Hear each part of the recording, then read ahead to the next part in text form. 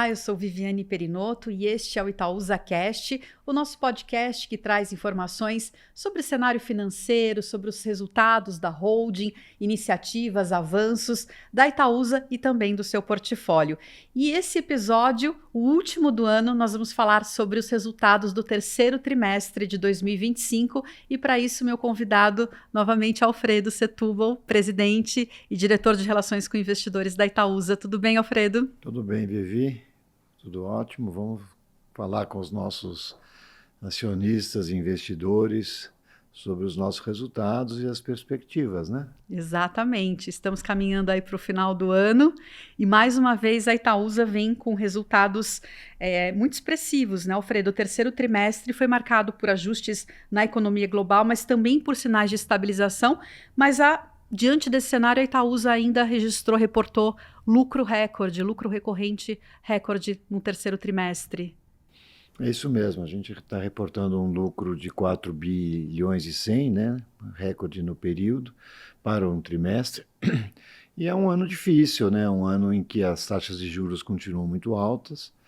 Isso, evidentemente, traz um impacto grande para a economia brasileira. E a gente tem no nosso portfólio empresas que têm bastante resiliência à taxa de juros, né? Então, tirando o banco, as outras empresas não financeiras apresentaram resultados bastante bons, levando em conta toda essa conjuntura de uma economia mais desacelerada, em crescimento, mas crescimento menor. E o banco foi muito bem, né? Com resultados muito sólidos, também batendo recordes, com uma boa gestão de risco, apesar da taxa de juros, a gente tem conseguido, no nosso principal ativo, que é as ações do Itaú Unibanco, uma performance muito boa de controle da inadimplência. Então, acho que, apesar de tudo, toda a nossa conjuntura interna e externa, eu acho que os resultados foram muito bons. Você falou da resiliência do portfólio, né? Nossas investidas apresentaram resultados 7,2% superiores no consolidado. O que a gente pode destacar também do nosso portfólio não financeiro? Eu acho que a gente tem tido resultados bons, as empresas têm performado melhor do que os orçamentos que elas tiveram para esse ano, feito no final de 2024, e a gente consegue, com isso, um consolidado desses resultados muito bons. Eu destacaria esse ano, acho que a forte recuperação da Alpargatas. A Alpargatas melhorou muito o seu resultado operacional, a sua geração de caixa, pagou suas dívidas. A Alpargatas está num bom momento. Outro destaque, eu acho que é a Egea, né, que continua crescendo, ganhou novas concessões, continua crescendo receita, fazendo as ligações das residências na rede de esgoto e água. Então, são empresas que continuam com uma performance muito positiva e com boas perspectivas. Alfredo, outro destaque importante, né, não só do trimestre, mas a gente vem acompanhando o avanço das iniciativas de gestão de passivos, né, que vem fortalecendo a nossa estrutura de capital desde 2022. Conta pra gente o que a gente poderia destacar nesse trimestre.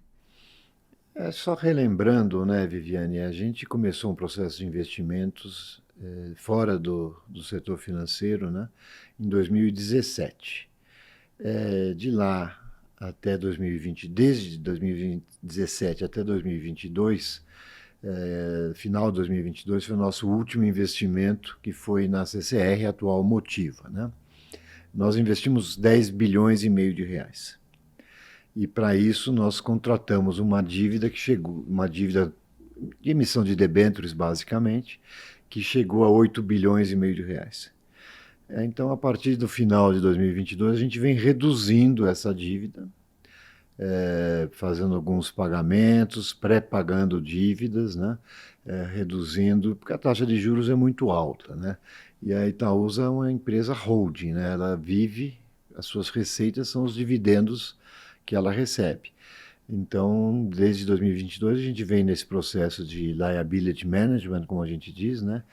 Alongando as nossas dívidas, pré-pagando algumas, reduzindo o custo dessa dívida. E hoje a gente tem uma dívida bem mais confortável, né? A gente tem hoje uma dívida aí de dívida em torno de 3 bilhões de reais, reduzimos bastante, e ela é muito longa, e nós não temos nenhuma amortização de principal da dívida, só juros, até 2030. Então a gente está numa posição muito tranquila do ponto de vista de caixa e amortização do nosso passivo. E isso é importante, né? A gente falar sobre isso para os nossos seguidores, né? Para os nossos acionistas, que mostra essa preocupação, esse cuidado, né? O Brasil é um país volátil, né? Tem as suas fraquezas, tem as suas fortalezas, claro, mas é um país que tem as suas dificuldades, né? E a taxa de juros, no fundo, reflete isso, né? Nós temos uma taxa de juros muito alta, em termos reais, que é reflexo dessa insegurança toda que o país vive, né? E todos esses déficits, crescimento de dívida. Então é um cenário que a gente precisa navegar com muito cuidado, porque ele muda muito rápido. Sim, a Itaúsa não está fazendo novos investimentos no momento, mas está olhando para essa gestão de dívidas. A gente continua acompanhando, né? A gente continua com a nossa equipe de M&A olhando investimentos e tudo mais. Com juros a 15%, a gente teria que encontrar retornos acima de 20% para justificar um investimento que agregasse valor para os nossos acionistas, que valorizasse nossas ações. Nessa conjuntura de país crescendo menos, taxa de juros muito alta, é muito difícil encontrar alguma coisa que, de fato, gere valor, né? Mas continuamos olhando. Enquanto isso, vamos pagando a dívida. Pagando a dívida e olhando também, né, para a geração de valor para o acionista, para o nosso Isso é sempre fundamental, né? A nossa razão de ser, né? Nós não somos obrigados a investir. Não somos um fundo de private equity que é obrigado a fazer o investimento porque ele fez uma captação junto aos investidores. Então ele tem que fazer alguma coisa. Nós não temos essa obrigação, né? Se encontramos um ativo bom, a gente investe. Se não, a gente paga dividendos, JCPs e devolvemos o dinheiro para os acionistas, né? Essa seria a minha próxima pergunta, Alfredo. Vi que nos 9 primeiros meses do ano foram distribuídos 3 bilhões em proventos, com dividend yield de 8,9%. O que a gente pode destacar sobre a remuneração ao acionista e o compromisso da Itaúsa com quem investe, com quem acredita na companhia? Então, nós temos distribuído proventos de uma maneira bastante boa do que a gente recebe, né? Todo o provento que a gente recebe do Itaú Unibanco, a nossa prática é repassar para os nossos acionistas, né? E o que a gente recebe das não financeiras, né? A gente paga as despesas da holding, né? Os funcionários, as nossas coisas, e os juros da dívida, né? E impostos, enfim, tudo isso, né? Então, a gente tem conseguido e vamos continuar. Nada indica que o nosso fluxo de caixa vai ser modificado. A gente deve continuar recebendo dividendos das empresas não financeiras e do banco e vamos continuar repassando os dividendos, os proventos todos que a gente recebe do Itaú Unibanco para os nossos acionistas. Isso não terá mudança nenhuma para os próximos anos. Olhando para esse ano, 2025, que está aí quase acabando, né? Foi um ano simbólico para a Itaúsa de 50 anos, várias iniciativas, mostrou muito da nossa trajetória e da solidez que sempre acompanhou o grupo, né? A empresa. O que a gente pode falar sobre qual o balanço desse ano de 2025, Alfredo? Eu acho que a gente fez aniversário, né? Esses 50 anos. Eu acho que a gente fez várias comemorações, várias atividades, patrocínios e várias coisas que comemoraram esse evento, que é um evento bastante simbólico. 50 anos é uma vida, né? Então, acho que além de fazer todas as comemorações, fizemos o nosso livro, né, dos 50 anos, que é um livro que ficou bastante bom, com muito informativo, muitas ilustrações, né? Foi um trabalho aí de 2 anos que a gente teve. E fizemos o rebrand da marca, né? A marca Itaúsa ficou mais moderna, mais atual, agregando mais valor para o seu acionista, de uma certa forma, pela modernidade dela, né? E acho que é um símbolo também do grupo Itaúsa de estar sempre se renovando, né? Sempre olhando para frente. Claro que o passado nos orgulha, mas a gente tem os desafios futuros, tem os desafios que a gente enfrenta, mas eu acho que a mudança de marca também mostra essa perspectiva de futuro, né? Que a gente não está parado no tempo, né? Sempre Eu esse. acho que o banco, né, o Itaú Unibanco é um exemplo disso, né? Um banco que completou 100 anos, né? O ano passado, 101 esse ano. Passou por diversas crises, diversos momentos econômicos, políticos e tal.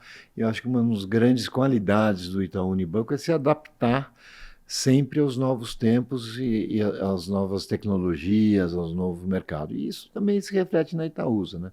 Itaúsa era uma holding que basicamente tinha ações do banco, da Duratex, atual Dexco, e, enfim, nós estamos aqui num portfólio novo, com empresas novas, com setores novos. Então, acho que a mudança de marca tem um simbolismo maior do que parece, né? Sim. E nos comunicando, né, com os nossos acionistas cada vez mais próximos, com maior transparência também. Esse é o seu trabalho, né, de atuar nas redes, né, com os nossos milhares de seguidores, sempre lembrando que a Itaúsa tem mais de 900 mil acionistas, pessoas físicas, diretamente acionistas da Itaúsa, fora os indiretos, através dos fundos de investimento, fundos de pensão.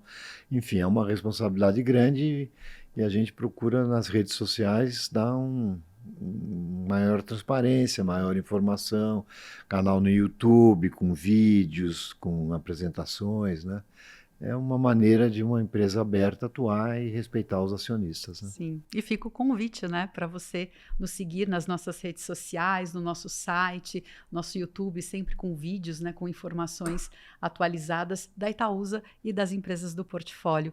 Alfredo, caminhando aqui para o final do nosso bate-papo, e já que a gente está encerrando o ano também, o último episódio do ano, que mensagem, o que a gente pode deixar de mensagem, também de perspectivas olhando para 2026?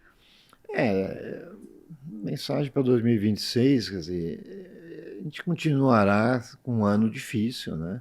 Do ponto de vista da economia, provavelmente a economia não vai crescer tanto de novo, ou em torno do que foi esse ano, em torno de 2%, 2 e pouco, que é pouco para o potencial do Brasil, né? Mas a gente espera um início do ciclo de redução da taxa de juros, isso já pode proporcionar um ambiente um pouco melhor, né? Temos um ano eleitoral, é evidente que a gente sabe no Brasil o ano eleitoral é sempre um ano mais volátil, mais polarizado, né?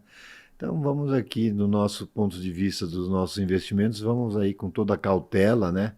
No banco, que é o principal investimento nosso, vamos com cuidado, com concessão de crédito, né? Vamos tomando cuidados com os investimentos das empresas, que tem muito investimento para fazer, principalmente a Egeia no saneamento, a Motiva em mobilidade, né? São CAPEX enorme. Então, acho que a gente é um ano de olhar com atenção, né?